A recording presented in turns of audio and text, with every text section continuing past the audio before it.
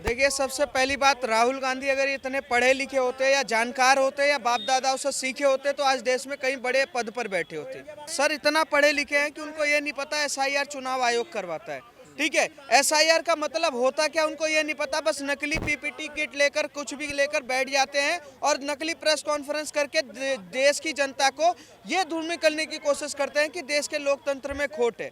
आज देश का लोकतंत्र इतना ज्यादा मजबूत है कि अपने प्रधानमंत्री को चुनना भी जानता है, सांसद को और सरकार को गिराना भी जानता है। आज देश का जन जन ये जानता है कि लोकतंत्र का मतलब क्या होता है। पर अखिलेश यादव हो चाहे राहुल गांधी हो, ये लोकतंत्र के कील उखाड़ने का काम कर रहे हैं। और एसआईआर का मतलब ये नहीं होता कि किसी का वोट काटा जा रहा है। सर अगर कोई मर गया है उसका नाम कटेगा नहीं कटेगा, एक बात आप ये बताइए। अगर कोई शिफ्ट करके चला गया है तो उसका नाम कटेगा नहीं कटेगा, एक आप ये बात बताइए। अखिलेश यादव हो या राहुल गांधी हो चाहे ममता बनर्जी हो, एसआईआर से दिक्कत क्यों? देश की जनता ये जानती है कि राहुल गांधी वही बागड़ बिल्ले हैं जो बाहर जाते हैं झूठा पैसा लेकर आकर भारत में दंगे करवाने के लिए एक ऐसा षड्यंत्र रचते हैं कि लोगों को आपस में लड़वाए जा सके, लोकतंत्र को कैसे तोड़ा जा सके।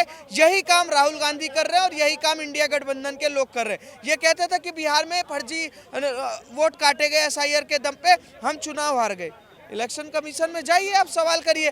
चुनाव आयोग डेली कहता है कि आइए सुप्रीम कोर्ट में बैठ लेते हैं, आइए हमारे दफ्तर में बैठ लेंगे, बताइए कौन सा नाम कटा हुआ है। नकली पता नहीं कौन सी औरत होती है जो रहती नहीं, कभी भारत नहीं आई है, उसका फोटो दिखा के एसआईआर में कहते कि इसका नाम कट गया, इसका नाम जुड़ गया, ये हो गया है। मतलब रात को सोया और सुबह बोल दिया। विकास की बात के करने की बजाय राहुल गांधी हमेशा विनाश की बात करते हैं। तेलंगाना में इनकी सरकारें बताइए कितने रोजगार दे दिए राहुल गांधी की सरकार ने। हिमाचल में इनकी सरकारें बताइए कितने दे दिए। इन्हीं की सरकार है ना बंगाल में इंडिया गठबंधन की ममता बनर्जी की, बताइए कितने रोजगार दे दिए और कितनी गरीबी रेखा कम हो गई। कांग्रेस के बड़े से बड़े नेता कांग्रेस पार्टी छोड़ करके चले गए। राहुल गांधी कह रहे हैं हम देश संभालेंगे, पार्टी संभल नहीं रही है।